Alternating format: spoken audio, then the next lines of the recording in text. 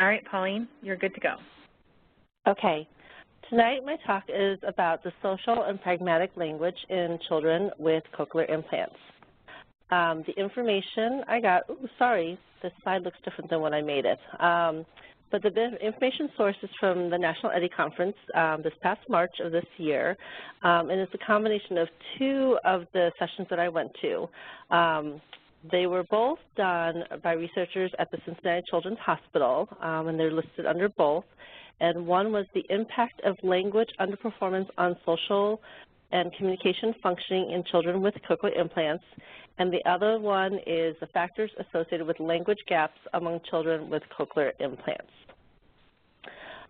Both studies are related, and they tested children who are deaf and hard of hearing with varying cognitive abilities. Because they were looking at social language, they eliminated children who were on the autism spectrum or kids who were unable to comprehend any of the assessment tools that they used in either of the studies. They started with a few basic assumptions. I've just summarized a few of the big ones. One is that social and communication functional skills are essential for independence, that language skills are correlated with social, academic, and occupational success, and three, that language gaps can create challenges in all three areas, which can impact social emotional functioning and vocational opportunities in the future. The current research is very limited in this area for students who are deaf or hard of hearing. The current literature supports language acquisition, but often omits practical benefits of language, such as functional communication. Language goals are often discussed in context of language acquisition or learning new words, for increasing literacy and for academic purposes. But functional communication is much more than just words and sentences put together. Social language includes understanding idioms, understanding nuances, nonverbal communication, taking turns, humor, et cetera, et cetera, et cetera. Often many of these aspects of language are missed by children who are deaf or hard of hearing, and they're skills that need to be taught. We hear a lot about incidental learning, that a lot of it's missed by kids who are deaf or hard of hearing, but we need to emphasize more that incidental learning also affects both literacy and social or pragmatic language. A little bit of background. A relatively large number of children who are deaf or hard of hearing have significantly lower language levels that are disproportionate to their nonverbal cognitive assessment scores, which is basically their IQ. These language lags can have a larger impact throughout the school years as language demands increase, regardless of the hearing loss severity. And despite advances in technology and early identification and intervention, language levels continue to hover in the average or low average range. In younger years, we focus on individual words, phrases, simple sentences, and complex sentences, and the goal is to learn to read. In older years, conversations and teaching become much more complicated with multi-step instructions, more complex sentences. Also, students begin reading to learn instead of learning to read, so we must include pragmatic language aspect into their reading for better comprehension. What I found interesting in the two lectures was that they created this language performance ratio. Basically, their definition of the language performance is that it is the language ability relative to cognitive ability. And again, I'm sorry this got cut off in the presentation tonight, but basically they created a score. So to find the language performance ratio, they literally took their receptive language standard score and divided it by their IQ standard score. So the example I have on the slide is the language score is an 80 and their IQ is 100. So to get the language performance ratio, they literally divide the 80 divided by 100 or get a score of a 0.80. The goal is for language performance to be 1. That means that the language score would be equal and match the IQ score. And if I recall correctly from the lecture, their point that they felt was has arrived. communication would be that 0.8 mark. Anything below that could cause more difficulties with social language. Anything above that was normal. So the results they found from this ratio was that the average receptive language was significantly lower than the IQ score in children who are deaf or hard of hearing. That 44% of children with cochlear implants had either social or communication scores that were greater than 2 standard deviations below the mean or the average. That the language ratio was highest among children with lower cognitive abilities, and that the language ratio was lowest among children with higher cognitive abilities. And those last two statements took me a little while to think about it. So what does that really mean? So the kids who had lower IQ scores actually had a better ratio. The kids with the higher IQ scores had the lower or the worse ratios. So why do the kids with the lower IQs have a higher ratio than the higher IQ kids? The speakers at Eddie theorized that with the lower IQ students, there was more of an emphasis on social teaching to maximize their potential within society. So because their IQ scores were lower or they had comorbidities, they wouldn't be able to succeed as much academically, so they really focus on their social skills so that they would be able to get along in society better. With higher IQ students, because their scores are higher and the language acquisition is on target with their hearing peers, there tends to be less of an emphasis on the social aspect of language and more focus on academic success in the classroom. There's a belief that they'll just figure it out socially. And because of this, there was less direct teaching towards pragmatics and social language with the kids with higher IQs. So the kids with higher IQs actually have the largest language gaps in terms of social language. I thought that was really interesting when I heard that. So this is just sort of a sample graph of what their results look like. So on the bottom score, the 60 to 110, you see the nonverbal IQ score. So it goes from a lower IQ score to the right, it goes to a higher IQ score. On the left side is that social language score from a 0 up to 110. So you'll see the sample that the lower the IQ score is on the left, like a 60, the higher their language performance ratio. And then the higher the nonverbal IQ score, the lower that ratio gets. And so some of the kids with the higher IQs tend to have more social difficulties. Their conclusion was that despite having many children who are deaf or hard of hearing achieve average level language abilities, many are still underperforming when compared to their cognitive potential. So basically their social skills or language didn't match their cognitive ability. The language gap does not widen with age. They found that this was already present in toddlers in early intervention. And that we may see a decline in social functioning with increasing age because of the complexity of language, the complexity of social interactions as the kids get older. Because when the students are, sorry, let me go back and look at my notes. So the students who have more difficulty as they get older, it may be because when they were younger, they may not have formed as close a bond with their peers, or have been thought of as awkward. So the cumulative effect of having more difficulty with social language is more apparent as the kids got older. So they had a few recommendations during both talks. One was to consider interventions that are specific to improving pragmatic language and social skills. So starting with early intervention, don't just look at, looking at getting new words or putting phrases together or putting sentences together, but actually to have direct teaching on pragmatic language, the idioms, humor, tone, all those things that we sort of take for granted, we actually need to point out to our students. 2, language is directly related to social and communication functioning, so the language gap impacts this function negatively. The language gap does not mean these students are below average.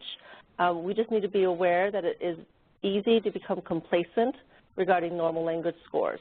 So basically what they meant was if you have a student who is doing well, their speech scores look good, their language scores look good, all the different tools, that they don't really think about the impact on language and social interactions, and sort of just let it be, and that, like I said earlier, that the kids would figure it out. So basically what I came out of these talks was we need to really address this with kids right away, frequently, and to continue addressing it as they get older.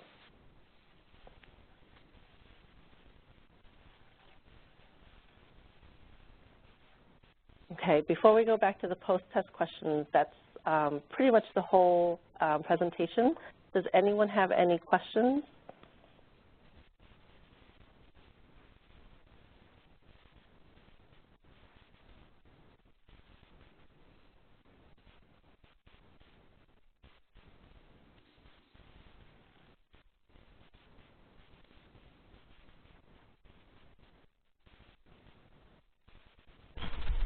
Do you mind going back a bit? Okay. If you can, to the going back a few slides for me, please. This is Anita. Okay. If you could go back a few slides. Yes, Anita, that. Can you explain that a little bit more about the language performance? So the language performance is that ratio that the group had come up with, where you divide the social or the language score divided by the IQ score. So that's the ratio that we're talking about. So what they found was the kids with the lower IQ scores tended to have a higher ratio. So that formula that they figured out. And they believed it was because there was a lot more focus on social interactions and social skills. And the study included kids of varying different ability levels cognitively, and so they did have kids with who were deaf plus, who had other issues causing cognitive not problems, I can't think of the word, sorry everyone, but their cognitive weren't as high. So they found that the teachers tended to focus much more on the social aspect of language rather than the academic aspect of language, which is why their ratio turned out to be much higher, because their language score more closely matched their IQ score. Does that make sense, Anita? So through social interaction, that there was more social interaction than academics. So that's what caused the difference?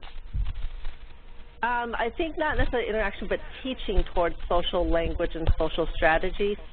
So there was much more of that emphasis, yes, than it would still address academics. Okay, I understand now. Okay. Okay, yes, academic. Got it. Okay.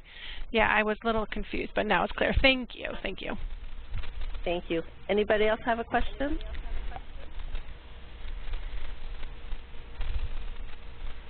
Hi, it's Eva. Hi, Eva. Hi. With the slide that's after this one, I think I don't know if I missed where it said that some of it was already present in early intervention. Okay, that's what I was looking for. I don't know if you had touched on that or not. When they talked at Eddie, they said that, I'm trying to remember exactly what ages. They were looking at 0 to 3 and 3 to 6.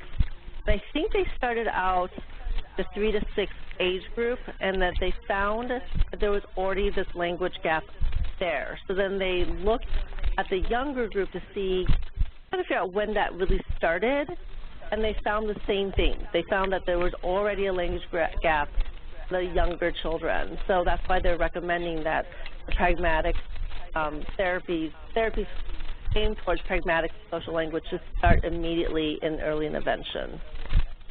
Okay, thank you. You're welcome. Anybody else?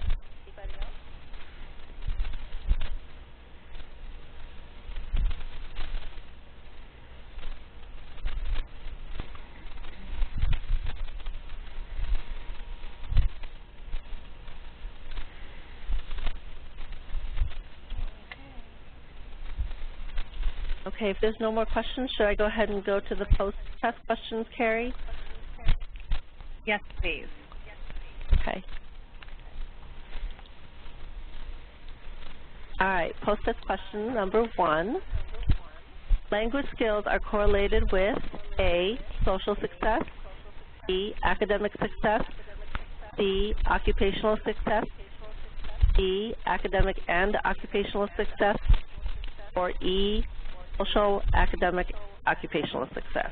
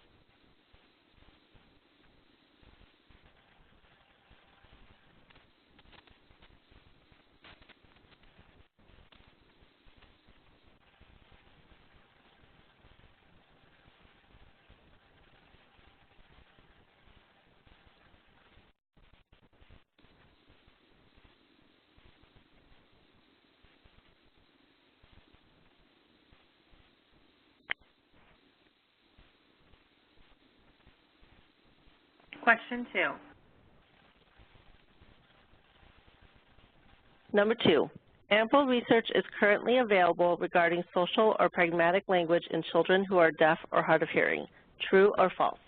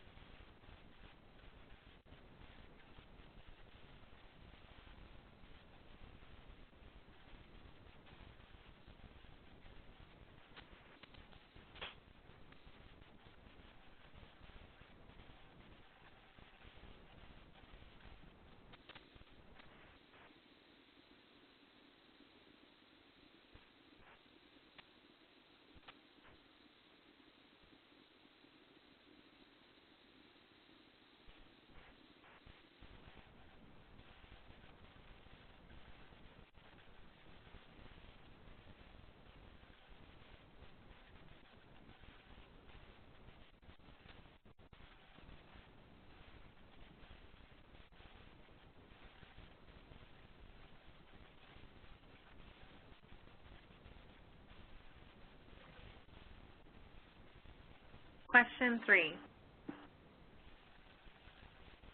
Number 3, language lags are more significant at younger ages and the early educational years. True or false?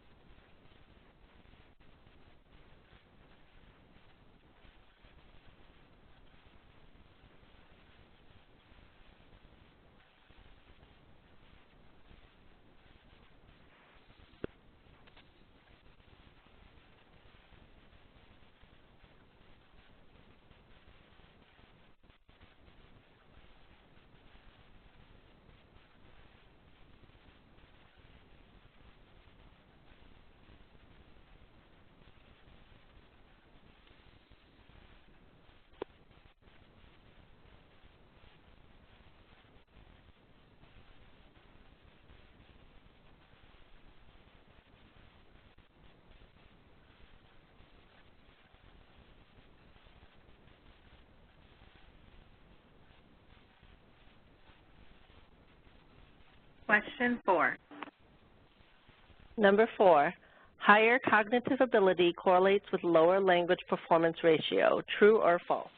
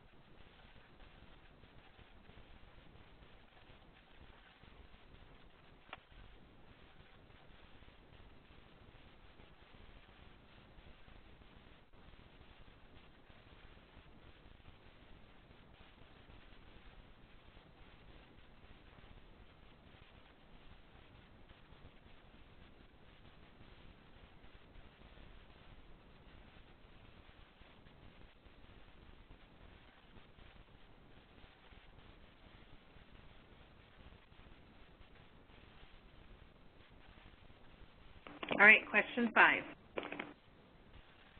Number 5, intervention needs to specifically address pragmatic language. True or false?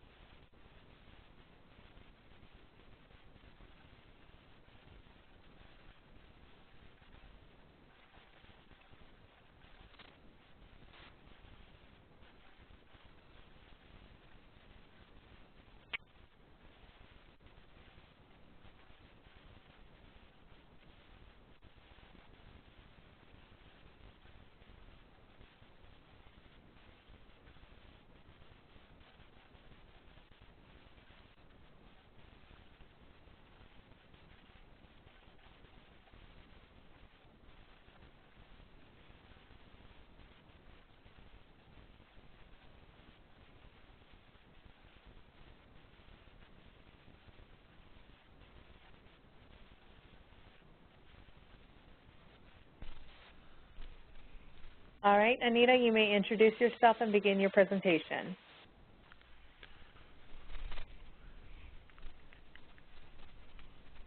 Okay, yes, hello. My name is Anita Mazik. I'm the parent guide here, and I picked this topic of presentation for family linguistic policy.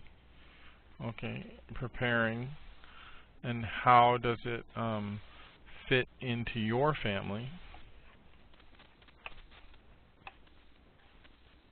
We can choose this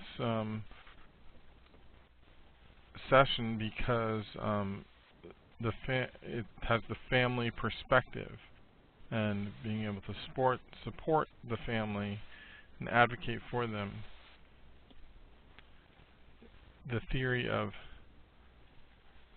is existing in research that families' linguistic policy plan has a lot of elements to it. First, an understanding of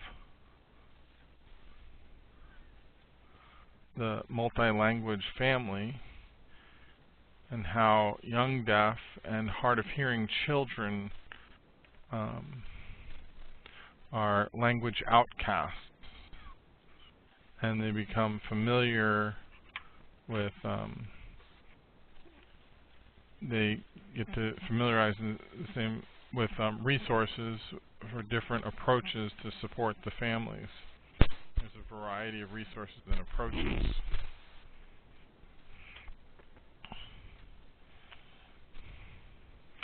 One moment.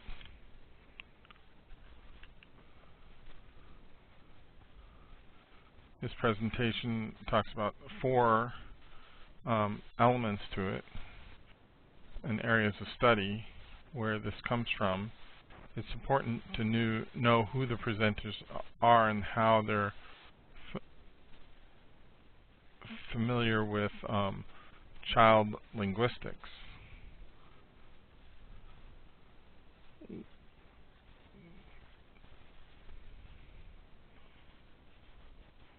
One approach is from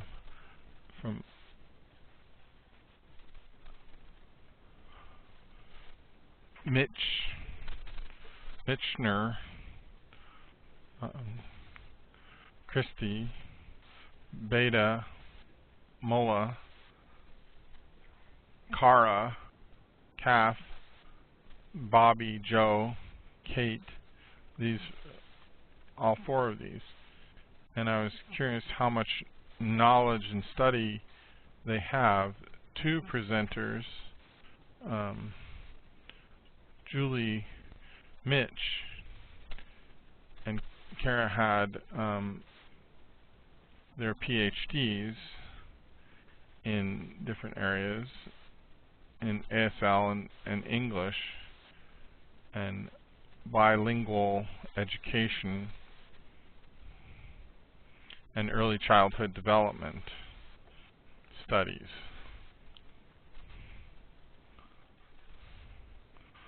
And in the Deaf Learners Program in the Education Department on early childhood development. So it was a wealth of experience and knowledge that they had. The other two were PhD candidates, and their study was Christy and Bobby Kate. Their studies were in the Department of Education, and a bachelor's and master's degrees in elementary education and deaf education and international education and early childhood education. So a lot of experience with education and multicultural education too. It was awesome. All 5 of those people had worked with families with deaf children, and many of them had experience being involved with that, and I was curious how we could I was curious to draw people in to get you interested too. That's all. That was my experience there, and the presenters also had a similar explored, an interest in exploring this area further.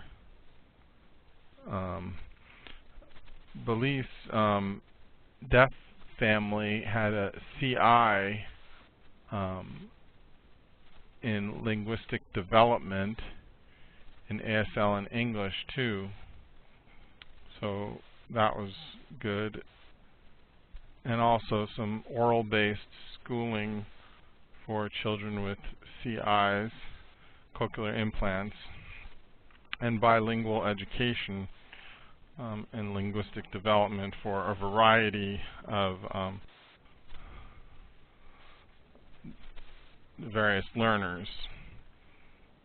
And from my perspective as a deaf person, growing up deaf, I wish I had knowledge of other languages like Spanish, or the ability to read another language like German.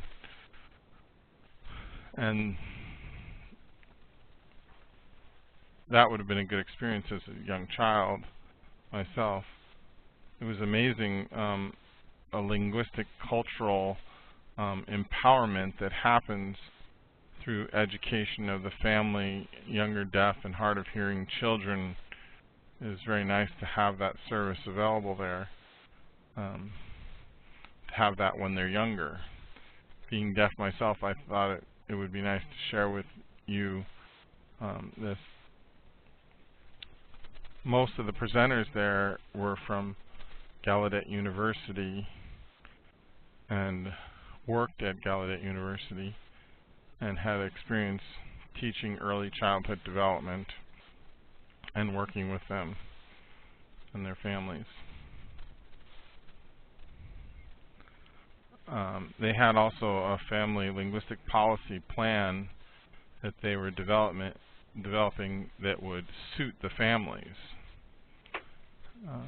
They were looking for success for the family linguistic policy and tried to figure out what were the elements of that success that would help the deaf and hard of hearing children how to integrate and interact with their families and do linguistic training with their families, so they would be more exposed to information in linguistics, and it greatly would improve the attitude and the ability also for management in the family setting.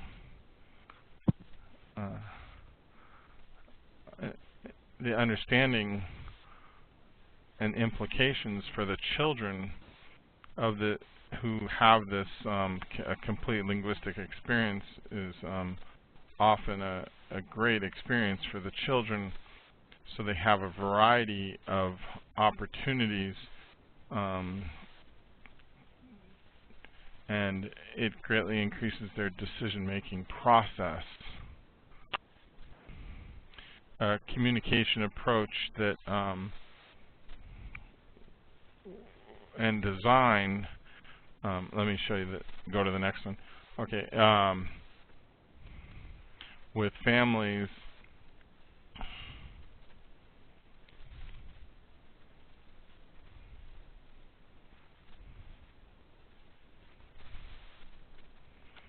would help the family's attitude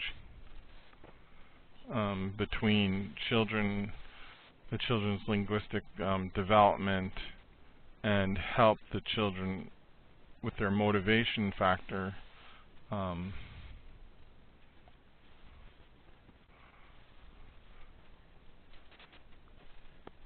Monolingual and bilingual approaches to the language would decrease if they had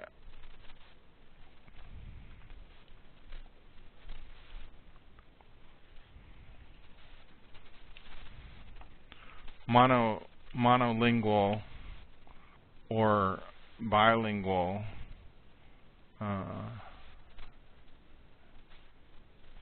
active or subjective approaches between the families, different sibling ages, would greatly increase or change with them interacting more, and more interaction would happen, and the skill level of conceptual understanding and conceptualization, even their hearing skills, reading skills, visual skills, would all improve.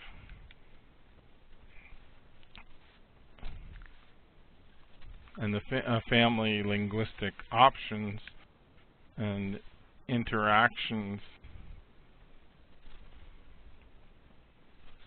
strategies between family and children would develop greater communication between the parents and the children for 2 to 3 years of growth and development of the language. You can see an invaluable benefit through training and practice of communication between them. Some of the options would be working with professional instructors with the family in what they would do, and helping them with everyday communication. Also with the children and interacting with their family, working with academic language, developing from 4 to 6 years their writing, reading, and speaking and hearing skills, and communicating with the family and children at home and also in the school setting. It was interesting.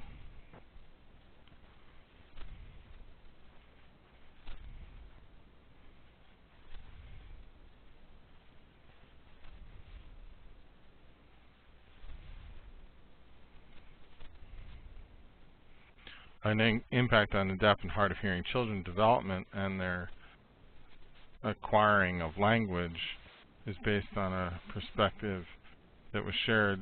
First is attitude biases towards the deaf, and an understanding of the family's approach and what they believe and perceive about the situation, and a better understanding would influence their perspective greatly, and whether they would collaborate with the family. Factors that would influence the family linguistics plan is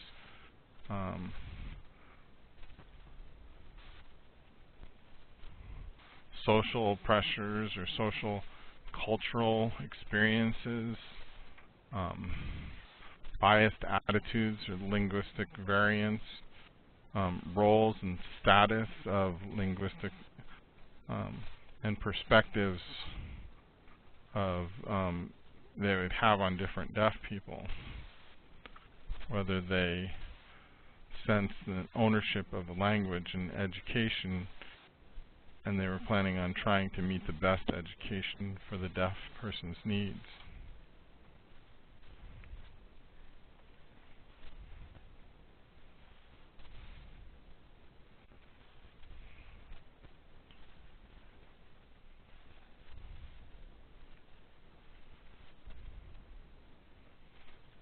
Between parents and caregivers, a key element is participation and of maybe grandparents, aunts, uncles, cousins, and neighbors, other friends, and creative policies that include linguistic training for family members, brothers and sisters, older, younger, and also a variety of factors,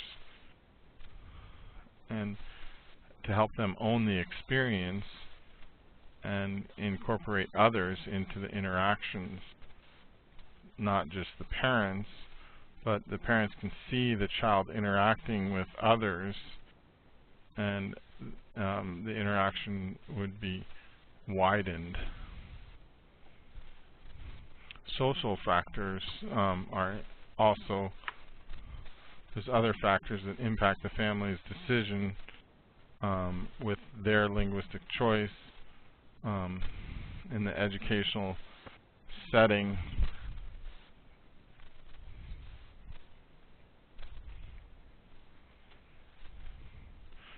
And strategies for preciseness and their approach to their linguistic policy that would be in the family's plan. The family would feel that the children, if they have the right to learn English and ASL and speak and hear, and those biases of perspectives that might influence, you know, maybe the parents are like, no, this is not, and those attitudes would influence the linguistic approach to the child.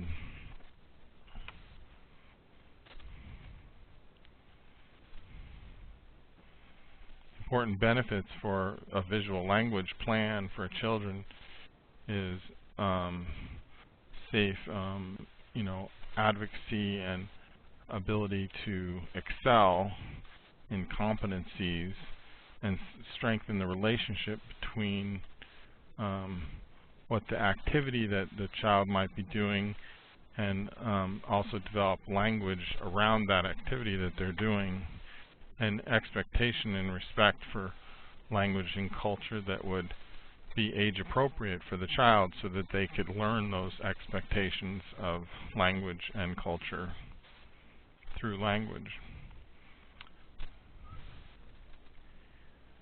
And family decisions that are made for the linguistic choice, the family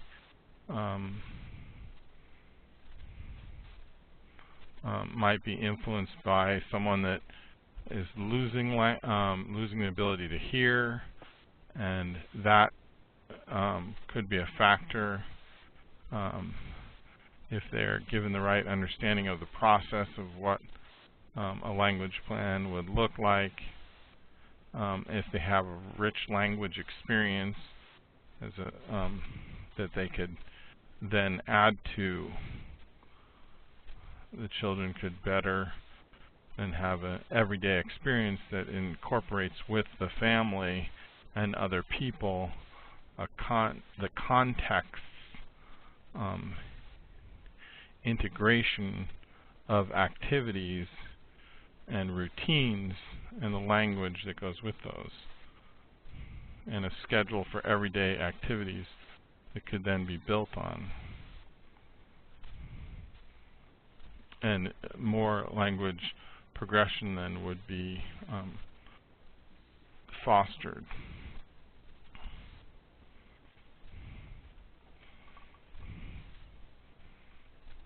So the next thing, as parents, they would recommend for professionals, it's important to link up with professionals, teachers and others, speech pathologists and others, that then can respect and support the family in their unique strengths and support them in those, whether it be cultural or different elements, and respect those elements and give information for communication opportunities, whether it be speech, hearing skills, signing skills, writing, reading.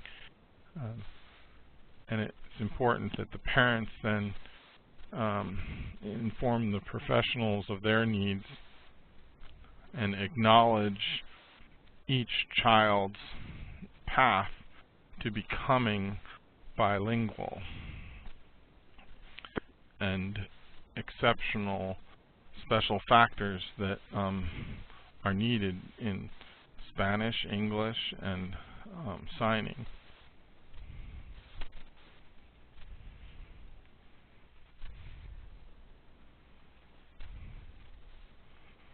And so now, in conclusion, it's important for us as parent guides that the parents with hearing loss ourselves, that we approach other families that have children with hearing loss and help them with their plan and how to integrate with the families to meet their needs and have activities and plans that would best use language, whether it even be writing or for the child, or different things that we can use, different elements of language or sign language. We want them to be learning sign language, and that we can merge with the child's needs to create motivation for the child and families, that they have a variety of communication possibilities, and we would encourage those and also experiment with to find those things. Maybe we're even doing drawing or something, and experiment, and maybe listening to music, experiment and provide different opportunities for development in every area of communication, and create a language plan and a schedule that would alternate languages, whether it be listening skills, ASL skills, children with cochlear implants using their hearing aids, and have a language plan that would create a bilingual environment where they would be using sign and feel that they have an identity and a pride in their use of language, and a confidence.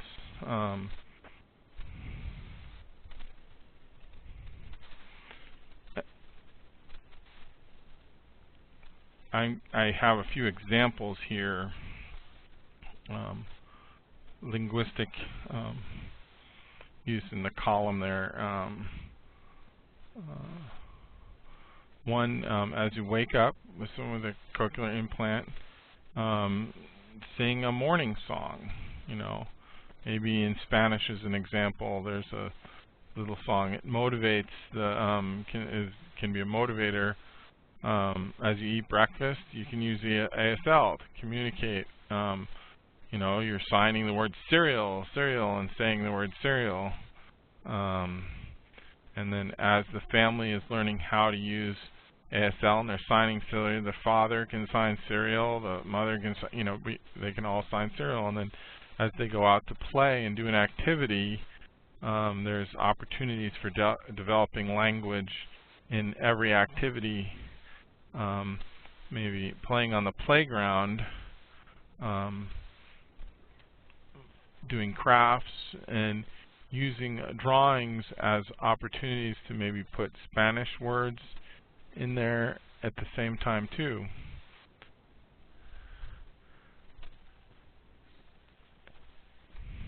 There's many opportunities for using, whether it be speaking Spanish or listening or using ASL.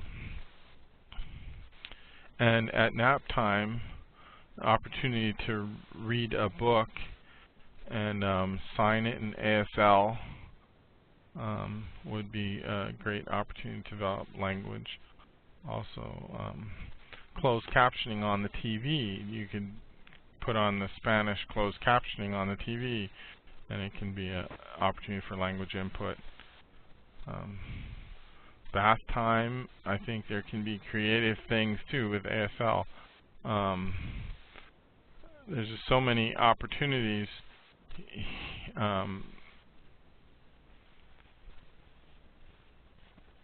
Reading spoken English, reading books.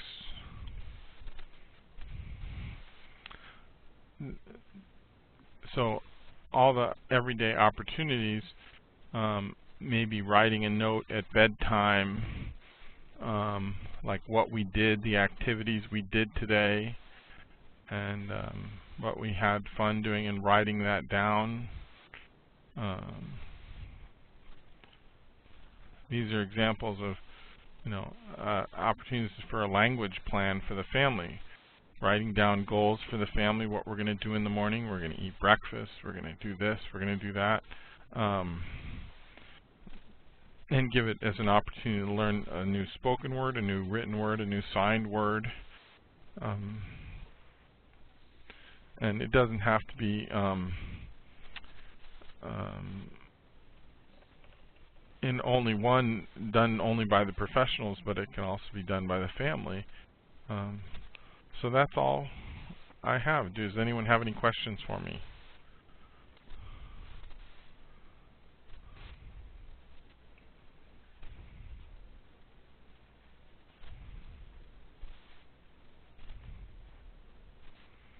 Does anyone have any questions for me? I think you're good, Anita. If you just want to get to the post-test and read question 1, we're kind of really behind on our time tonight.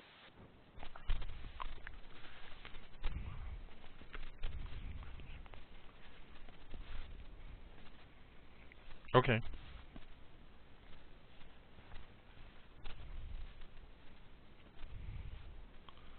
Post-test question. How many participants in this presentation? AV, B4, C1, D3.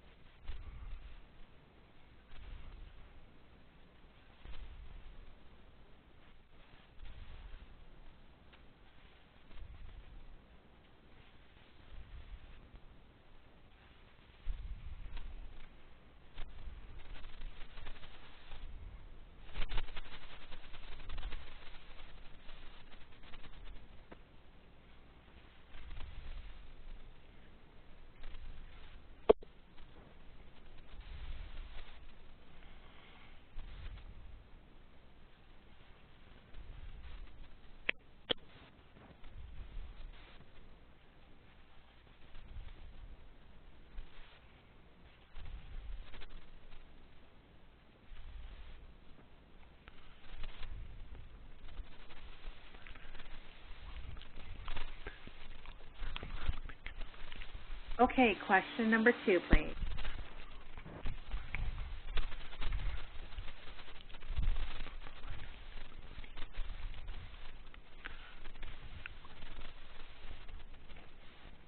Okay, number 2 is, where are the presenters working? A, at George Mason University, or B, at New Mexico, or C, at Gallaudet College, or D, at California State University, Northridge?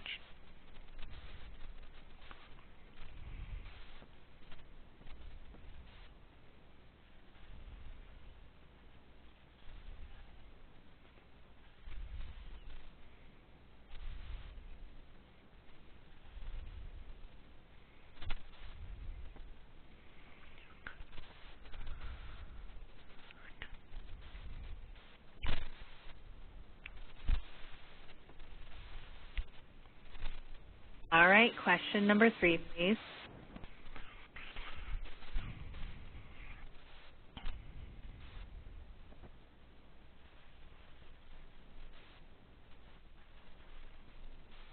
Who are the key participants in creating a policy for sign training for families and parents and caregivers?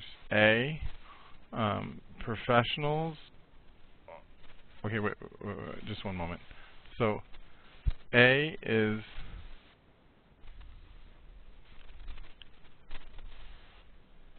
parents and caregivers. B is professionals. C is parents and professionals. And D is parents and instructors.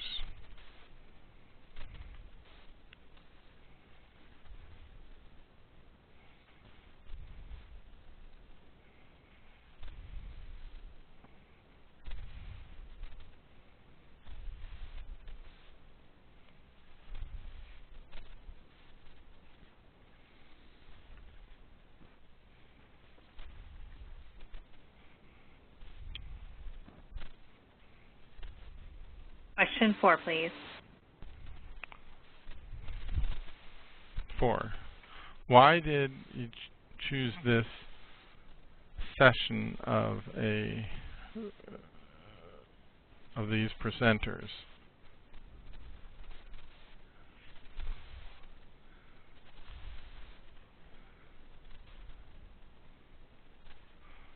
Exploration and interest, passion. B is creativity for family linguistics plan with daily card reading. C, perspectives and attitudes and beliefs about the deaf. Or D, because of the family perspectives and support for them.